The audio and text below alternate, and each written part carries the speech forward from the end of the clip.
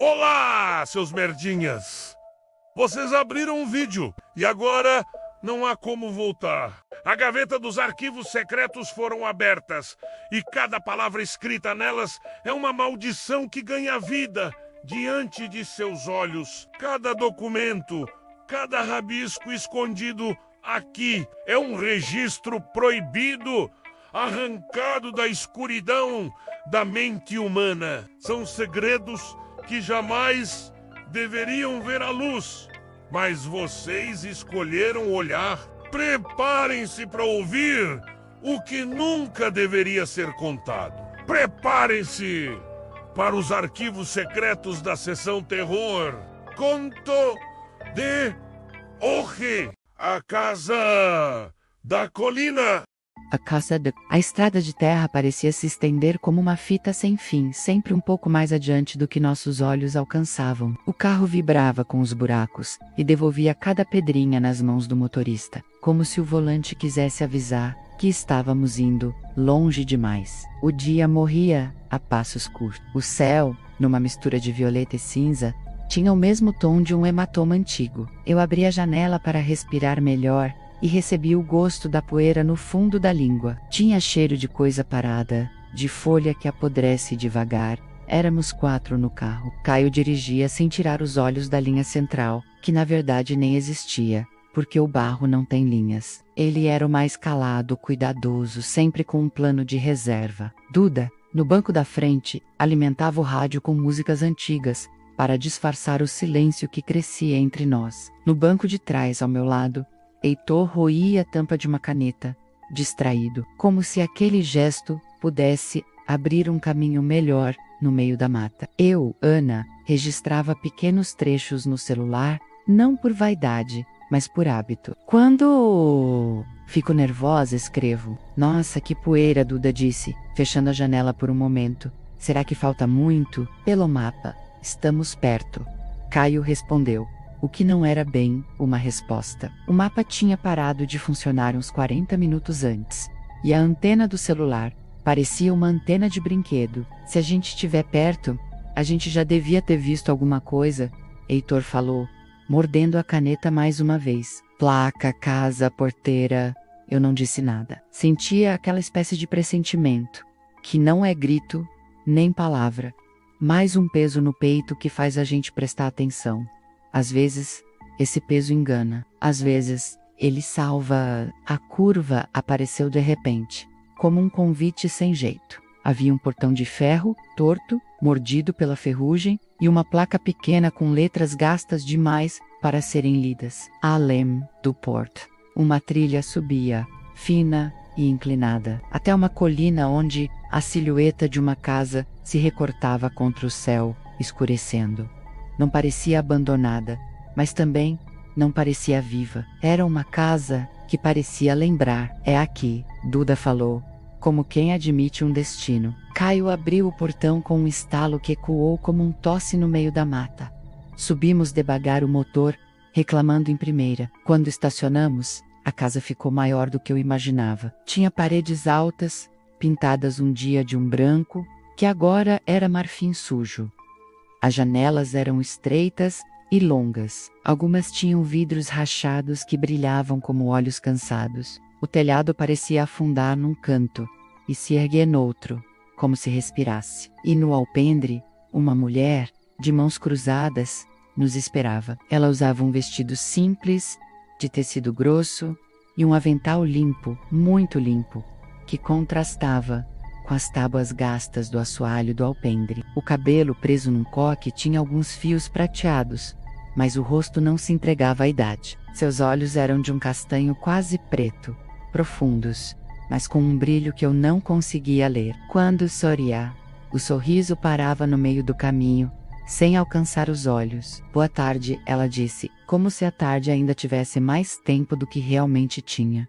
Eu sou Íria. Estavam me esperando. Heitor cutucou meu braço devagar, como se me dissesse, cuidado com essa pergunta. Caio respondeu, temos uma reserva, 4 pessoas. O e-mail falava de uma pousada pequena. É pequena, Íria disse, acenando com a cabeça.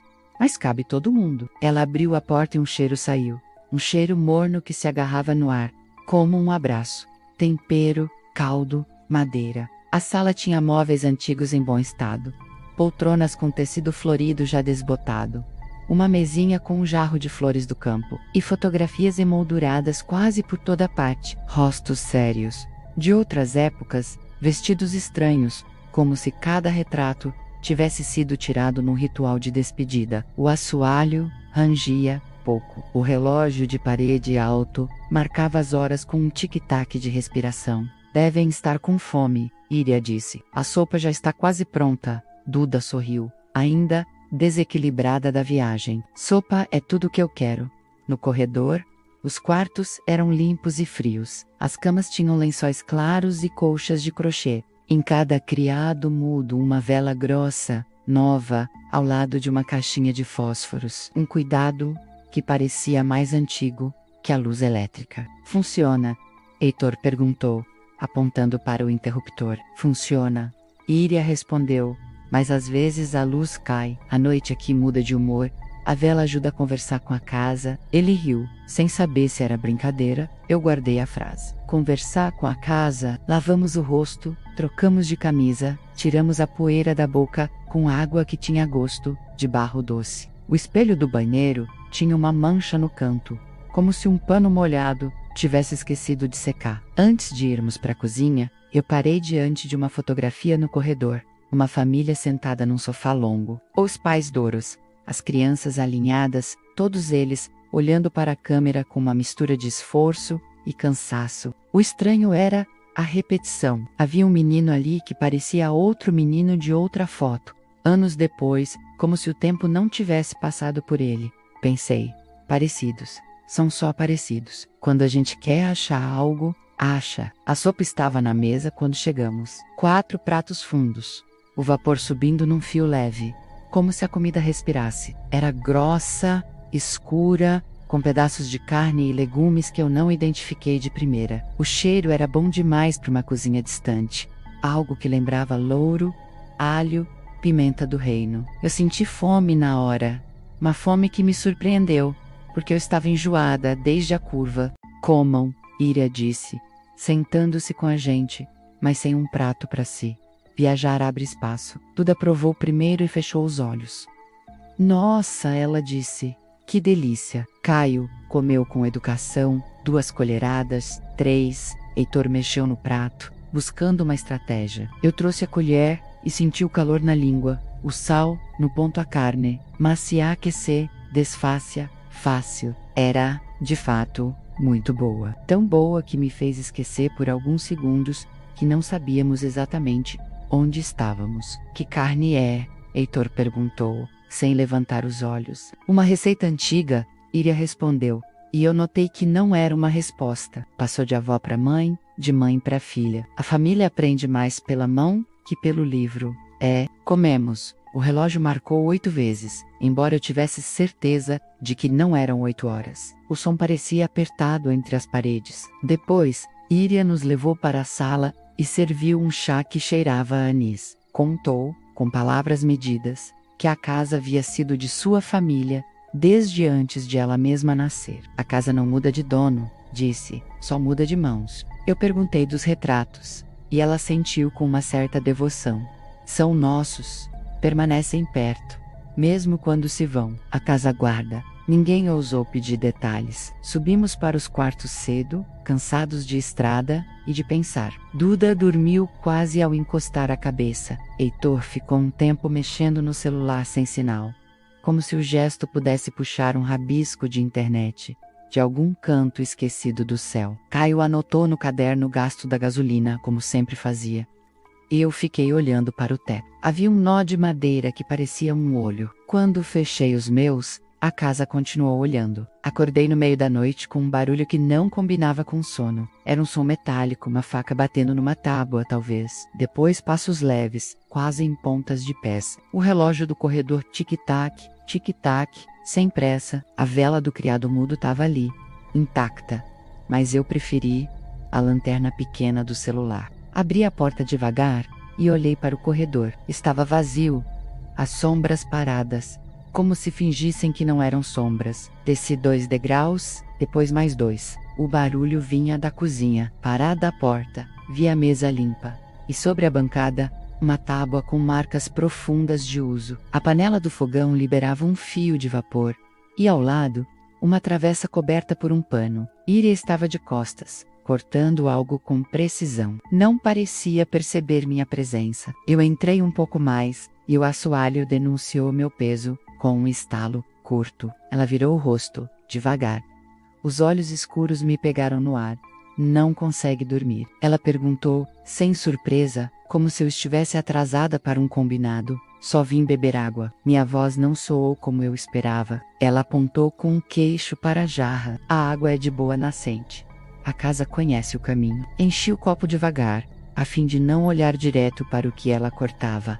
Mas vi mesmo assim. Era um pedaço de carne, mas não eram os pedaços que eu esperava. Havia uma curva que lembrava uma articulação, um desenho de tendão que, mesmo sem sangue, me trouxe um arrepio de geladeira. Eu dei um gole grande de água, para calar qualquer pergunta, e me despedi com boa noite que soou torto. No corredor, antes de subir, ouvi a faca tocar a tábua de novo, como um metrônomo silencioso. Na manhã seguinte, o sol entrou pelas frestas como uma visita tímida.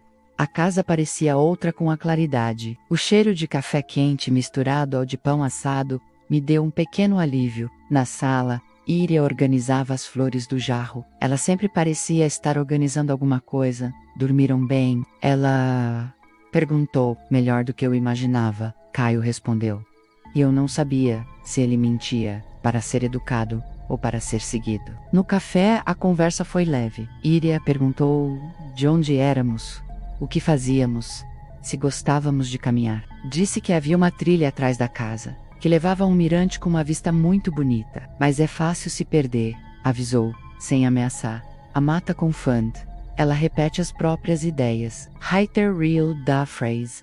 Mas guardou o riso para si. Duda quis ver o mirante. Eu também. Saímos com água, biscoitos e uma vontade de achar uma vista grande o bastante para deixar as perguntas pequenas. A trilha tinha folhas secas que estalavam sob os pés e troncos caídos que viravam ponte. Passamos por clareiras de sol que cheiravam a resina, por sombras que conservavam a umidade das noites. O ar era bom. O barulho era de bicho pequeno, pássaro, inseto, folha. Andamos 1 hora, talvez mais. O mirante não apareceu. O caminho começou a desenhar curvas repetidas. A mata, de fato, repetia ideias. Em algum ponto, viramos para procurar a volta. Um erro pequeno aqui, outro ali, e a volta ficou diferente da ida. Duda, que nunca se desespera, fez piada. Se a gente se perder, pelo menos não vamos ver a conta do almoço. Heitor jogou um graveto num arbusto como quem lança sorte. Eu pensei, ninguém se perde sem mapa.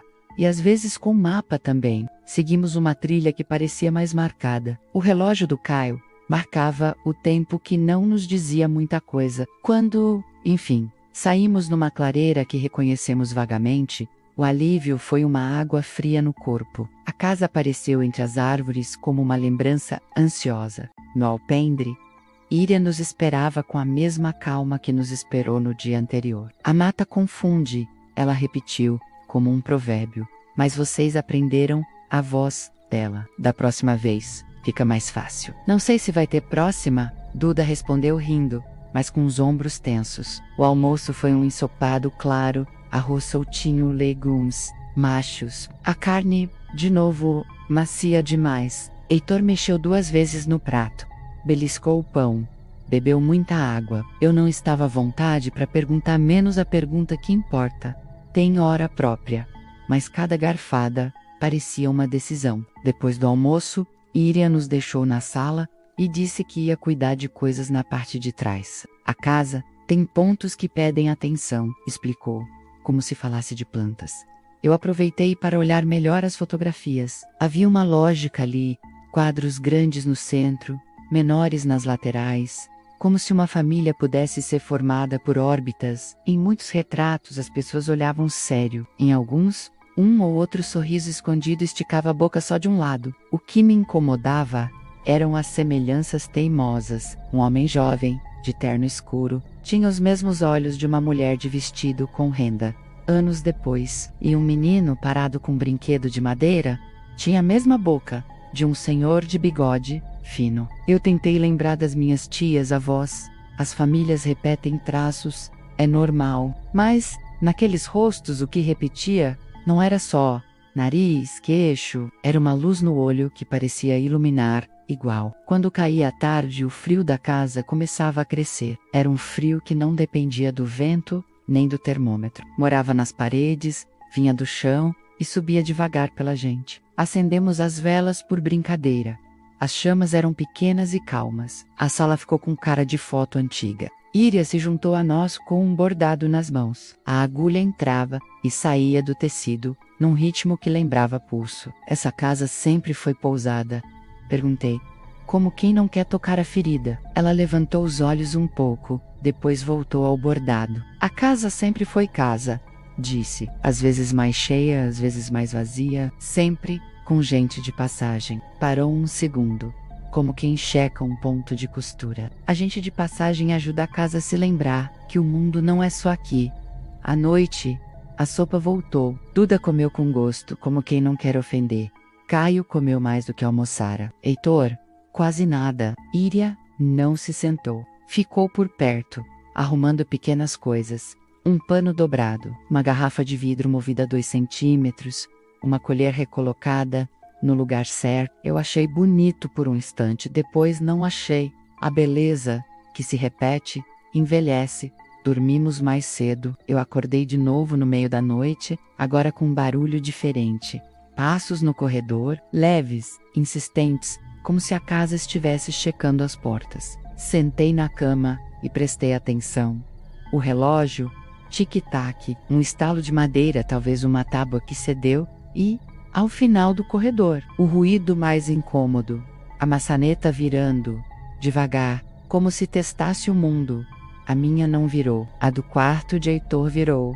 Ouvi um sussurro que não consegui entender. Dei 2 passos e encostei o ouvido na porta. O sussurro não era voz. Era o som seco de algo sendo arrastado no chão. De leve, depois, silêncio. Pela manhã, Heitor não apareceu para o café. Ele deve estar dormindo, Duda disse, com uma leve pressa de esperança. Bateu na porta, ninguém respondeu. Eu, que detesto ser autoritária, empurrei a maçaneta. Trancado. Ele pode ter ido ao banheiro do corredor, Caio sugeriu, mas o banheiro estava vazio e seco. Descemos, chamamos do pé da escada, chamamos do alpendre, chamamos o nome inteiro e o apelido. Nada.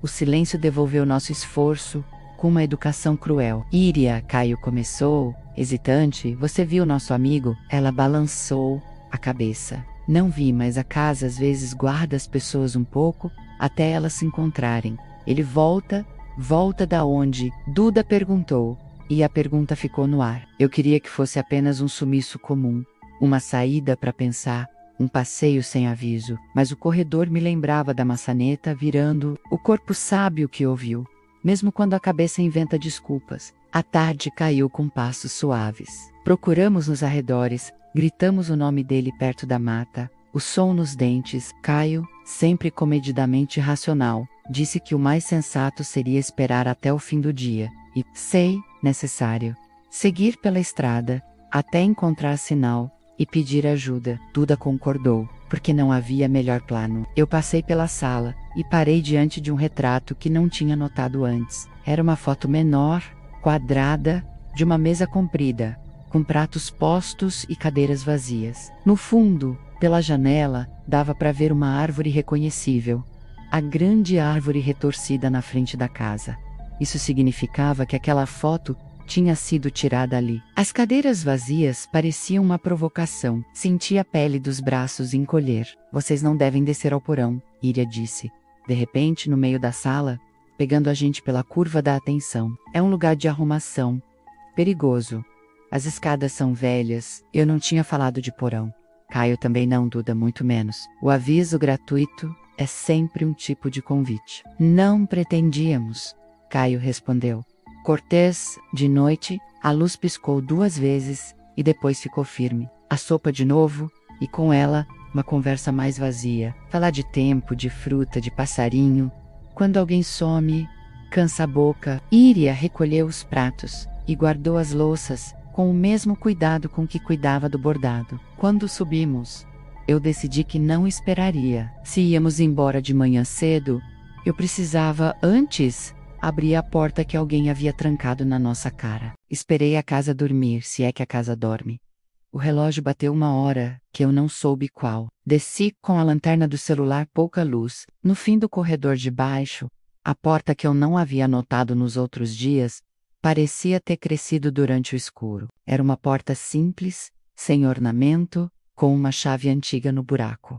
Guy Ray devagar, trancada. Eu já tinha imaginado isso. Voltei à cozinha, a gaveta de talheres, outra de panos, outra de ferramentas, parafuso, martelo pequeno, uma chave velha diferente, pesada. Peguei e voltei. O metal entrou no buraco com a naturalidade de quem conhece o caminho.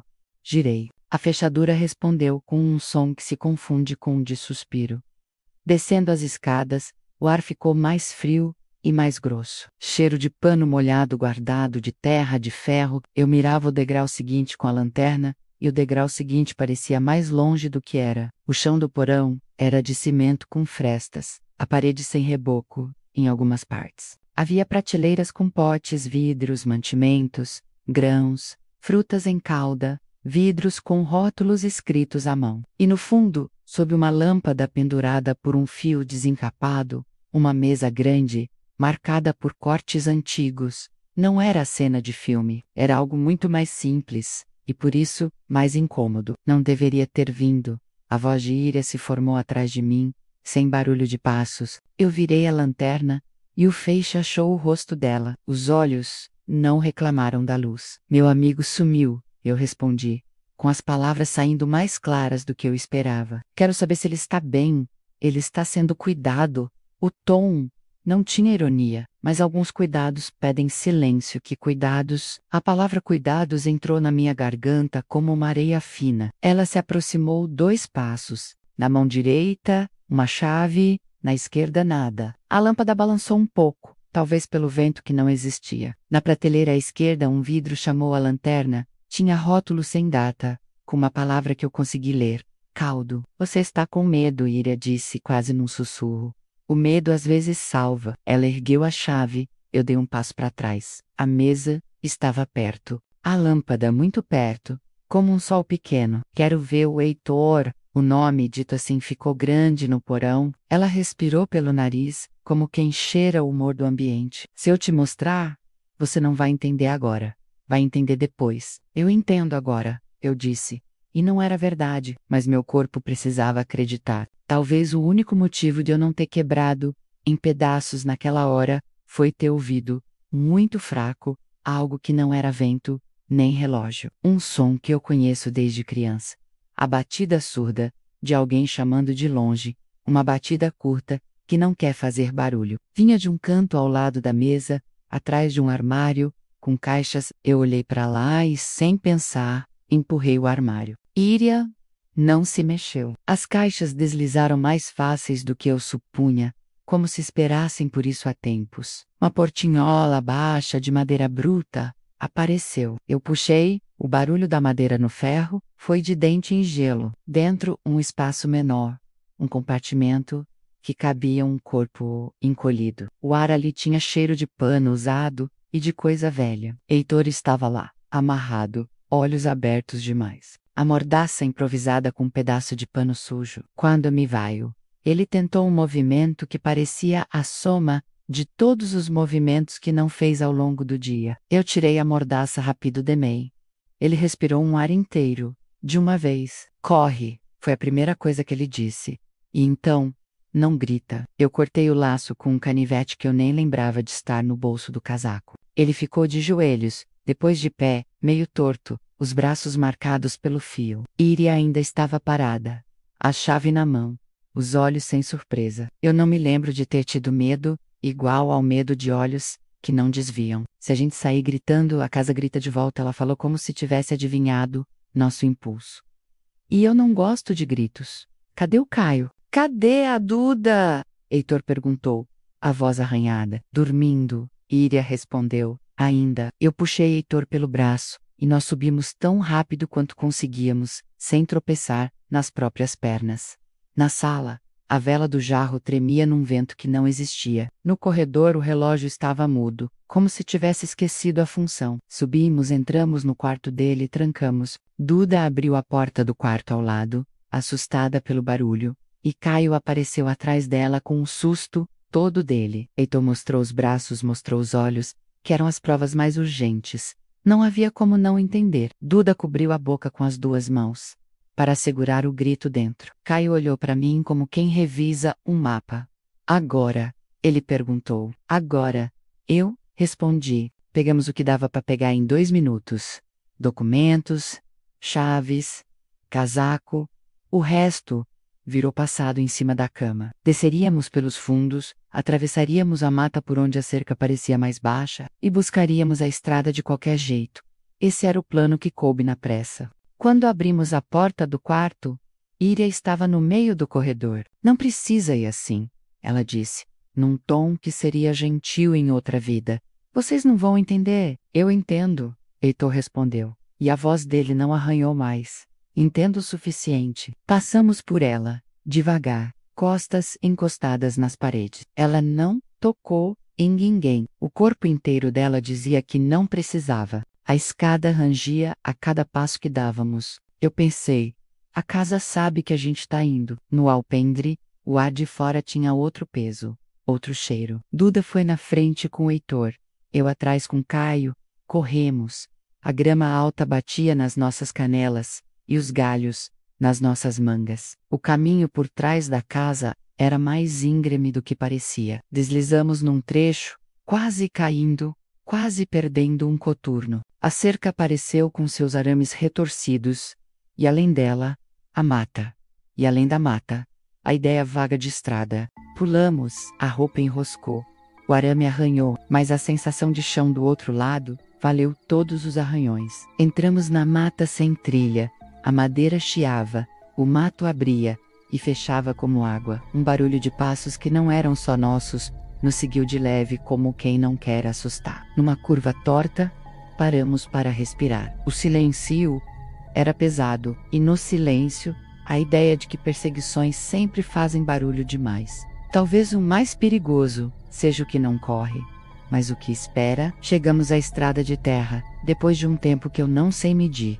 A poeira parecia a mesma, o céu, mais preto. O carro, parado onde deixamos, Caio abriu a porta do motorista, com uma espécie de reza, e o barulho simples do motor pegando foi de uma beleza que eu nunca tinha ouvido. Duda entrou e chorou, sem barulho. Heitor se abraçou ao próprio corpo, como se estivesse confirmando que de fato ainda cabia nele. Eu olhei para trás. A casa, no alto da colina, tinha as janelas apagadas. Não havia vela, não havia relógio, não havia alpendre, havia escuro. Quando o carro começou a se mover, o escuro ficou parado como deveria. A estrada, por sua vez, parecia mais longa agora que queríamos abreviar. O farol comeu metros de poeira, os pneus mastigaram o barro. Eu não anotei nada. Eu apenas respirei. Rodamos sem falar por muitos minutos. A estrada, enfim, deu numa estrada melhor, e a estrada melhor virou uma placa, e a placa virou uma cidade pequena, com 3 postes acesos e um posto de gasolina com luz branca de meio. Paramos, o frentista se aproximou com a calma de quem não tem pressa, de madrugada.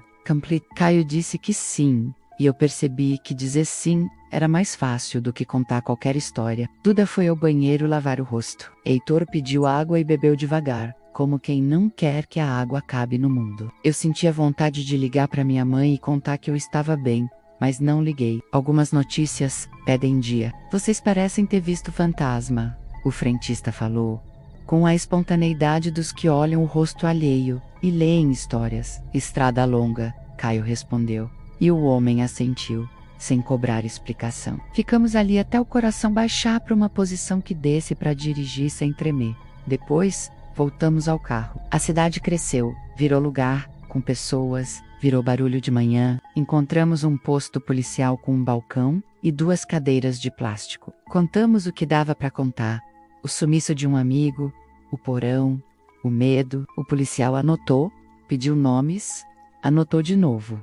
A gente vai dar uma olhada, ele disse. É melhor irem para casa e descansarem. Voltamos à cidade grande no dia seguinte, com o corpo como que descosturado. Heitor não falava muito. Quando falava, parava no meio da frase, como se uma palavra tivesse ficado presa num arame. Duda tentou encher nosso tempo com tarefas. Lavar as roupas, comer macarrão em casa, mandar mensagem pra gente, conhecida como quem acende luzes. Caio trabalhava na planilha, como se aquele controle pudesse colar nosso chão. Eu escrevi, claro. Tentei contar no papel a casa que parecia mais real do que o prédio da esquina. A polícia nos ligou no outro dia para dizer que tinha ido até o endereço, subido a trilha, encontrado uma casa velha, fechada, com sinais de abandono e sem nada dentro. O porão tinha poeira de anos, o relógio da sala era só uma marca na parede. As janelas, algumas sem vidro. Talvez vocês tenham errado o lugar, o homem disse, sem nos acusar de nada. Há casas parecidas por lá. Tem retratos? Eu perguntei, sabendo que era uma pergunta que não tinha lugar num relatório. Não. Ele respondeu. Não tinha retrato, não tinha vela, não tinha sopa, só tinha casa. A última palavra me doeu mais do que o resto. Heitor não quis voltar à rotina de imediato. Dormia na sala, com a televisão ligada sem som. Duda começou a cozinhar comidas que lembrassem casas boas. Feijão fresco, arroz novo, legumes gritando de cor. Caio, depois de 2 noites sem dormir direito, admitiu que talvez precisássemos de ajuda que não vinha nem de planilhas, nem de polícia. Começamos a conversar entre nós como quem aprende de novo a falar. Eu escrevi não para publicar, não para lembrar, mas para que as coisas não se apagassem tão rápido quanto a luz da vela quando alguém sopra. Numa tarde, fui ao mercado comprar pão, e na fila, percebi uma senhora com um vestido simples e um coque. Não era íria, claro, mas é estranho como o corpo reage antes da cabeça. Meu coração bateu errado por 3 segundos. E eu deixei cair as moedas. A senhora sorriu e me ajudou, com um sorriso que alcançava os olhos, e eu quase pedi desculpa por algo que não era culpa dela. Saí do mercado e me sentei no meio-fio, com um pão no colo, sem saber se queria chorar ou rir. O medo precisa de um rosto para morar. Quando não tem, muda de hospedagem. Passaram-se semanas. Recebemos outra ligação da polícia. Nada. A trilha acabou em nada. As vizinhanças em nada, os registros em nada. Era como se tivéssemos entrado numa história que não quis ser contada fora de lá. A vida continuou, como a vida sempre continua, às vezes tropeçando, às vezes enterrando os próprios tropeços com cuidado. Heitor mudou de bairro, depois de número de telefone, depois de nome nas redes. Duda começou um curso novo e colou na geladeira um papel com coisas simples para fazer todo dia. Olhar o céu, beber água, ligar para um amigo, regar planta, rir de alguma bobagem. Caio investiu numa viagem curta, com data de volta marcada e hotel conhecido. Eu escrevi de novo, com outras palavras, a mesma casa. Eu não sei se era isso que a casa queria ser lembrada. Às vezes, acho que sim. Às vezes, acho que ela só queria o que as casas querem, quando já viram muita gente. Silêncio. E, em algum canto do mundo, talvez ela esteja lá, esperando que a estrada traga alguém que acha que busca descanso. Talvez em outra colina, outra casa com janelas estreitas e retratos na parede esteja refazendo, com paciência, o que a nossa memória teima em desfazer. Eu ainda sinto, de quando em quando, um cheiro que não encontro de onde vem. É um tempero morno, uma promessa de sopa, aquela combinação de alho, cebola, louro e outra coisa que eu não sei nomear. Vem de manhã cedo, às vezes à noite, às vezes no meio da tarde. Eu abro a janela, respiro fundo, digo para mim mesma, é só cheiro, e o cheiro passa. Mas, enquanto dura, me devolve um relógio que bate no corredor e uma tábua que estala, e uma voz calma que diz que a casa precisa conversar. Se algum dia eu voltar àquela estrada menos, e eu digo-se para mim mesma, como quem fala para uma criança, não vou subir a colina. Vou olhar de baixo, onde a terra é menos lembrança. Talvez eu deixe uma flor no portão. Por educação, talvez eu diga baixinho, sem esperar resposta.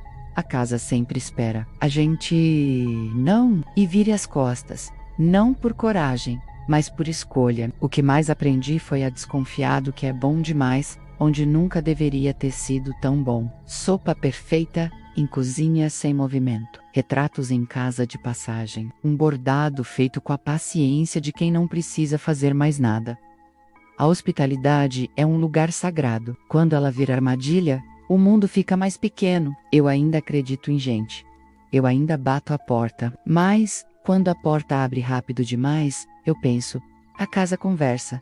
Se conversa, ouço. Se ela fala sozinha, eu volto outro dia. Uma noite, meses depois, recebi uma carta sem remetente, com minha letra no envelope, como se eu mesma tivesse escrito e esquecido. Dentro, uma folha com 2 frases. Algumas memórias devem permanecer guardadas, outras espalhadas para que não criem raiz. Eu não reconheci a caligrafia. Guardei no livro onde escrevi a primeira versão da nossa fuga. Às vezes, abro o livro só para ler as 2 frases de novo. Elas mudam de sentido conforme o dia. Eu não posso dizer com certeza absoluta o que aconteceu naquela casa. Posso dizer o que vi, o que cheirei, o que ouvi, o que eu quis ou não fazer. Posso dizer que Heitor passou dias com o olhar de quem devolveu parte do corpo a um lugar que não era dele. Posso dizer que Duda, quando corta legumes, faz isso com um cuidado novo, como quem impede que a faca vire idioma de outra coisa. Posso dizer que Caio, quando tranca a porta, confere 3 vezes, e que agora temos velas em casa que nunca acendemos, só por lembrar. Posso dizer que, quando alguém me convida para comer algo de receita antiga, eu sorrio e digo que, hoje, fico no pão com manteiga. Talvez uma hora eu volte a aceitar a sopa de alguém. O medo, quando vira regra, é só uma casa com infinitos porões. Fico pensando na frase da Íria. A casa tem pontos que pedem atenção. Talvez todas as casas tenham janelas que batem sozinhas, uma goteira que insiste num canto, a porta que precisa ser levantada para fechar. Os nossos também. Lembranças que puxam a manga, histórias que pedem continuação, nomes que a gente não quer falar alto. A diferença tá em quem cuida desses pontos. Há quem cuide com pano úmido e sol da manhã. Há quem cuide com faca, saia como for. A casa da colina para mim virou um aviso. Nem todas as portas abertas são convites. Nem toda calma é paz. Nem toda comida quente é abrigo. E ainda assim, há calmas que são paz e comidas quentes que salvam dias ruins. O mundo ficou mais complicado depois de lá, mas não mais impossível. Eu continuo saindo de casa. Eu continuo pegando estradas, eu continuo confiando menos, com mais trabalho, com mais vagar, com mais perguntas. E quando a pergunta é boa, ela se parece com uma vela acesa num quarto escuro. Dá pouco calor, mas ensina o tamanho das coisas. Talvez um dia eu volte a ver Íria num mercado, numa feira, numa cidade qualquer. Talvez eu passe por ela sem reconhecer, porque os rostos do mundo se repetem menos do que os medos. Talvez eu reconheça, e ela me olhe com a mesma calma, e diga que a casa está bem, que a casa sempre esteve bem, que a casa não sente falta. E Yu responda, eu também estou, e siga adiante com um pão sob o braço, e a rua cheia de gente que vai e vem, como se nada fosse. Assombração, e como se tudo pudesse ser, dependendo de quem acende a vela. Uma vez, sonhei que a casa me chamava pelo nome. O sonho tinha cheiro de anis. Eu estava no corredor com o relógio, e ao fundo, o som da tábua. Quando alcancei a cozinha, a panela não tinha nada dentro. A bancada estava limpa, a faca guardada. Íria sentou-se à mesa comigo e me ofereceu um prato vazio. Aqui, ela disse, está o que você precisa. Acordei com fome e medo, e os 2 pareciam parentes. Comi pão com manteiga e fiquei olhando a janela esperar o dia. O dia veio. O dia sempre vem. A casa ficou no lugar de onde veio e para onde vai o medo quando a luz acende. Se eu soubesse pintar, pintaria a casa sem gente nenhuma. Só a sombra dela no chão, o alpendre e a curva da estrada. E talvez um jarro de flores na janela. Não pintaria a porta para que ninguém quisesse entrar. Mas eu não pinto. Eu escrevo, e, escrevendo, abro portas que não quero que ninguém abra no mundo. É um risco. É também um cuidado. Escrever às vezes é dizer: olhe, existe um caminho por onde eu fui e por onde você não precisa ir. Heitor hoje trabalha numa livraria pequena com cheiro de papel bom. Duda aprendeu a fazer pães e vende para os amigos. E eu acho que cada pão dela é uma peça que se encaixa num lugar quebrado dentro da gente. Caio se casou e se mudou para mais perto da família. Eu, quando passo por uma casa antiga com janela estreita, mudo de calçada, não por medo do que tem dentro, mas por respeito ao que ficou lá. Não quero acordar memórias que dormem bem. E se um dia alguém me perguntar se acredito em casas que lembram, vou dizer que sim. E se perguntarem se eu acredito em gente que devora gente, eu também vou dizer que sim, e não falo do estômago. Não só, há maneiras de comer o outro que não precisam de cozinha. Talvez o que mais assuste na história da Casa da Colina seja isso. Uma gentileza que anda até a porta da sala e em seguida fecha a chave por dentro. As coisas terríveis, quando se escondem atrás de cortinas limpas, parecem aprender a nossa língua. Por isso escrevo, para que a nossa língua se lembre de desconfiar. E também para que ela não se esqueça do caminho de volta. Quando o vento sobe à noite e mexe as folhas das árvores no meu bairro, eu às vezes encosto na janela e escuto. Quero acreditar que é só vento. E, na maioria das vezes, é. Mas de vez em quando, o vento traz um som que parece colher batendo devagar na borda de um prato. Lembro da sopa, lembro do cheiro, lembro do portão abrindo, com barulho de ferrugem. Lembro da phrase: a casa sempre espera. Então eu apago a luz da cozinha, deixo a vela por perto, fecho a porta e vou dormir com o coração fazendo seu trabalho milenar: bater, contar, avisar. Ele tem me avisado direito até aqui. E, se um dia eu me perder de novo numa estrada de terra, quero me perder tendo no bolso o endereço de 3 casas diferentes onde me esperam pessoas que não conversam com as paredes. Quero me perder com nomes na ponta da língua e com outras sopas na lembrança. Quero me perder para me encontrar, e se por acaso eu passar perto da colina, vou fingir que não a vejo. Não por covardia, mas por saber que há histórias que só se completam quando não as repetimos. E o mais louco depois disso tudo, às vezes sonho que sou a Íris e que tô servindo a sopa para hóspedes. E o ingrediente especial é um pedaço do Heitor.